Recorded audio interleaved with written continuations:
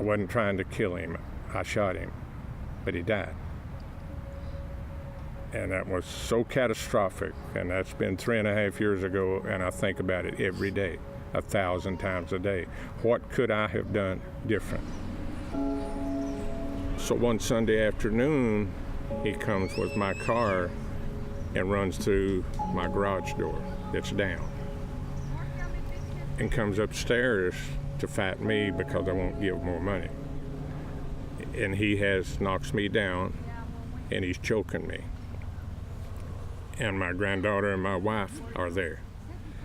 So I'm afraid if I pass out and go out in his condition, what might he do? So I shot him with no intention to hurt him. I'm just trying to stop, but he died. My son wouldn't do that under his normal state of mind. He was under the influence of a horrible drug. My granddaughter, she knew what her daddy was doing. She just, you know what I mean? It's hard for an 11-year-old to comprehend and accept that. She wrote on her bedroom wall, "I love my daddy." And that's okay, because I know she does. And she always will, and so will my wife, and so will I. Because we know what he was since he was a little boy.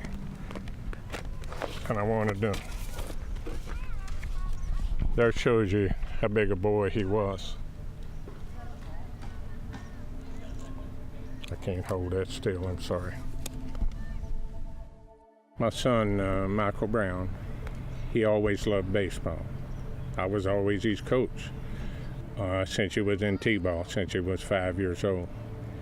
He and I would go to the baseball field and we would practice 2 to 3 times a week. Michael was a very good baseball player. He wanted to be a pitcher. So he graduated from high school.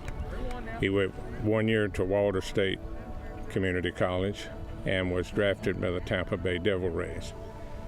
Michael had a genetic flaw in his arm that made his arm more prone to be loose. Michael ended up having 8 shoulder surgeries, and with each one of those, he was given by the doctor pain medication. You're looking at a 23-year-old young man who the Pittsburgh Pirates had already told, "Son, the way you're doing, you'll be on the major league team next year." So he never could forgive himself for having that arm trouble. And that constantly was on him in depression. You know, I mean, he'd break down and cry. But when he got on the drugs, he got mean. He was getting oxycodone until he ended up on meth and taking too many pills. He wanted to stop, but he told me he didn't know how. And I'd done everything I could, rehab more than once, 3 or 4 times. Most of them want a 30-day rehab, $25,000 up front. So there is not a friendly market out there if you're trying to get help.